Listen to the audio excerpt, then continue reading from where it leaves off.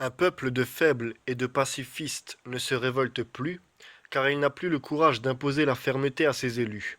Élus d'autant plus enclins à favoriser la faiblesse envers toutes les formes de délinquance, que tous magouillent de diverses façons pour obtenir leur place et leurs privilèges. En démocratie, tôt ou tard, la justice devient soumise aux dirigeants. Une autre raison de la décadence prononcée de l'Europe réside dans l'instauration du terrorisme intellectuel. Partout à l'Ouest, sauf dans les pays anglo-saxons, ce terrorisme s'est légalisé comme au plus beau temps de l'Inquisition par des lois liberticides type Fabius Gesso en France ou Mauro Herdequens en Belgique. Pour en arriver à supprimer la liberté de pensée et d'expression, les dirigeants des démocraties ont fait leur le slogan communiste éculé qui dit "Pas de liberté pour les ennemis de la liberté". Sont naturellement supposés ennemis de la liberté tous ceux qui s'opposent à la mainmise de l'establishment sur les consciences et sur les peuples. Sont aussi supposés ennemis de la liberté tous ceux qui veulent combattre le mensonge et réviser l'histoire, c'est-à-dire tous ceux qui en fait prônent et réclament la liberté. Jamais dans la dictature nationale socialiste fort décriée, la liberté de pensée et d'expression n'a été aussi malmenée qu'en nos démocraties actuelles. Cette dictature se contentait d'empêcher, et encore, la critique de l'État et surtout la propagation d'écrits pornographiques, écrits tolérés complaisamment dans toutes les démocraties. Par contre, cette fois en démocratie liberticide, cette, pardon, cette suppression est beaucoup plus grave, car elle interdit à un ensemble de peuples de critiquer ou de s'élever contre ses envahisseurs, et cela avec l'aide des collaborateurs dirigeants vendus à l'étranger. Ces traites ont même mis sur pied une police de la pensée, gérée en France par le président Chirac et en Belgique par le premier ministre De Heyne. Ces traites sont prêts à se déculotter devant les exigences de leurs maîtres étrangers. Sous prétexte de fournir à tous, autochtones et étrangers, l'égalité des chances et de réussite, ce qui est déjà totalement aberrant en période de grave crise économique, nos collaborateurs non seulement financent avec les deniers publics un ensemble de ligues antiracistes, mais leur permettent de persécuter leurs concitoyens. Certes, il n'y a plus de Saint-Barthélemy ni Dodo Tafé, mais quiconque ose critiquer l'étranger, même délictueux, perd son emploi, est traîné devant les tribunaux et condamné à de très lourdes amendes. Ce qui revient à une exécution en bonne et due forme. L'étranger peut pratiquement tout se permettre, l'autochtone plus rien. Cet antiracisme va même très loin car il en arrive à empêcher toute révision de l'histoire. Que les écrivains révisionnistes aient tort ou raison n'est pas la question. Il serait d'ailleurs très facile de savoir s'ils ont tort en leur laissant expliquer leur thèse en débat public. Mais l'histoire est devenue un ensemble de dogmes intouchables, une nouvelle religion à laquelle il est obligatoire d'adhérer sous peine d'hérésie. Mais le plus grave dans tout cela est que les cadres et les soi-disant élites des peuples européens acceptent sans révolte cette suppression des libertés de pensée et d'expression. Certes, ils ont peur, tellement le terrorisme intellectuel est poussé, mais peut-on encore qualifier d'élite de tels lâches? Étant moi-même libre penseur, c'est-à-dire tolérant, j'ai, en octobre 1994, assisté à une réunion qui en dit long sur l'état de décadence intellectuelle et d'intolérance dans lesquels se vautre la libre pensée démocratique. Cette réunion se déroulait dans le temple officiel de la libre pensée de Belgique, c'est-à-dire à l'Université libre de Bruxelles. Cette réunion dirigée contre les écrivains révisionnistes réunissait tout le gratin de la franc-maçonnerie, des libres penseurs et des chrétiens progressistes.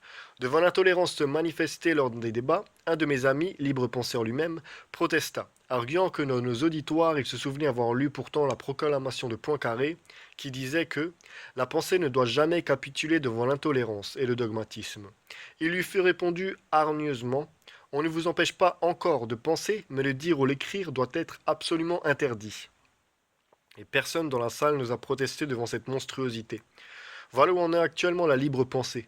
Avec de telles élites, comment voulez-vous que le peuple puisse encore se relever? Certes, il existe normalement dans toutes les espèces et dans toutes les races un renouvellement des élites. Les élites vieillissantes disparaissant sous la poussée des élites nouvelles, mais seulement dans les sociétés où existe une libre circulation des élites. L'état de décadence des démocraties est tel et le terrorisme intellectuel est poussé à une telle perfection actuellement qu'il en devient de plus en plus douteux qu'un redressement puisse encore s'effectuer. Le redressement est devenu d'autant plus problématique que l'égalité, qui n'existe pas dans la nature, est devenue le leitmotiv des démocraties. Égalité toute verbale et toute théorique, puisque les puissants et les usuriers, qui partout gouvernent, sont quant à eux au-dessus des lois. Leur crainte de voir un jour naître une nouvelle élite, une vraie, qui pourrait les détrôner, est telle qu'ils sont prêts à toutes les turpitudes, à tous les mensonges et à toutes les persécutions pour s'y opposer. De là leur égalité fictive et verbale qu'ils ignorent pour eux-mêmes. De là l'imposition forcée des mélanges de populations. De là les lois liberticides et même l'insécurité encouragée en sous-main par les États démocratiques, afin, si nécessaire, de l'attribuer par le mensonge à des prétendus fanatiques d'extrême droite. Cette insécurité savamment entretenue fait régner parmi les peuples abuser la crainte d'une renaissance de toute droite musclée et permet en outre tous les abus du pouvoir envers les hérétiques, c'est-à-dire envers ceux qui, pas plus de droite que de gauche, veulent redresser la moralité et la nation. L'égalité est un dogme religieux basé sur le fait que, devant Dieu, s'il existe, chaque âme vaut le même poids. Mais dans la nature, l'égalité est une vue de l'esprit, car nous naissons tous avec des dons, des aptitudes physiques et mentales, des comportements et des caractères différents. De telle sorte que, comme le disait très justement le grand philosophe Aristote, appliquer une égalité stricte à des êtres qui sont tous différents et inégaux à la naissance est la pire des injustices. Dans la vie sociale, l'important n'est pas l'égalité de traitement, mais la justice, afin de permettre à chacun de s'épanouir suivant ses capacités, de trouver sa place au soleil dans l'échelle sociale. Trois conceptions de la société peuvent être envisagées, soit 1. Celle de l'être, c'est-à-dire de se placer sur un plan religieux et dogmatique de l'égalité des âmes. Elle convient parfaitement pour la vie de l'au-delà auprès de Dieu, mais elle est irréaliste pour l'organisation de la vie sur Terre. 2. Il y a ensuite la conception de l'avoir, c'est-à-dire d'organiser la société suivant la richesse. C'est le point de vue des usuriers, des marchands, bref, des démocraties actuelles.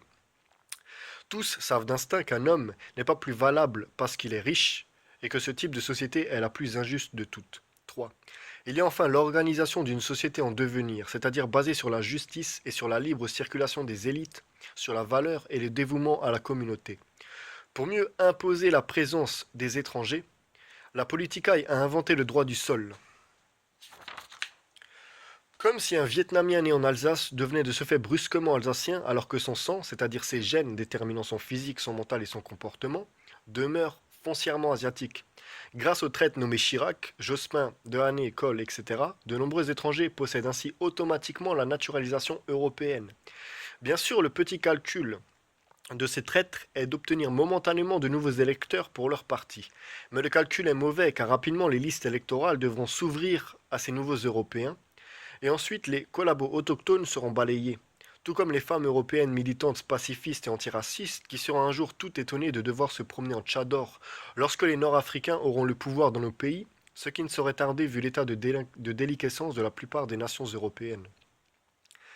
Toutes les démocraties étant basées uniquement sur le fric, sur le profit et sur le mercantilisme, tous les dirigeants ainsi que les maîtres de l'establishment cosmopolite savent très bien que la paupérisation des masses européennes ira croissant, que le chômage s'accentuera toujours plus car le progrès de la technique et de l'informatique sont tels que l'automatisation de l'industrie et même de l'agriculture ne pourra que s'intensifier. D'ailleurs, le FMI, Fonds monétaire international, et les 7 pays les plus industrialisés se sont réunis fin juin 1996 à Lyon.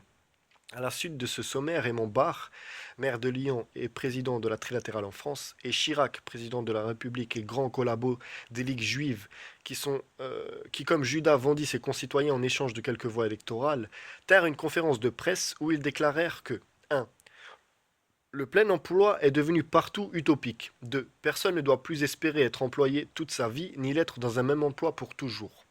3. Tous doivent s'attendre à devoir se recycler et suivre divers emplois durant leur vie. 4. Tous doivent accepter d'être délocalisés, c'est-à-dire déplacés suivant les besoins du marché du travail. 5. Tous doivent accepter le fait que les firmes se délocalisent suivant leurs intérêts propres. En ce qui concerne l'Europe, la délocalisation des industries est déjà bien avancée, soit vers les pays de l'Est, soit vers le sud-est asiatique et en Chine, soit même vers l'Amérique latine, comme l'affirme automobile Renault tout récemment. L'ouvrier occidental européen est trop cher et sa protection sociale est trop élevée, de telle sorte que le chômage européen ira toujours croissant. Les gogos socialistes de l'international et les antiracistes pacifistes n'ont pas encore compris que l'internationalisme ne profite qu'aux usuriers et aux marchands et que le seul socialisme qui les protégera ne peut être que national. C'est à désespérer de les voir un jour devenir autre chose que des veaux beuglant l'international.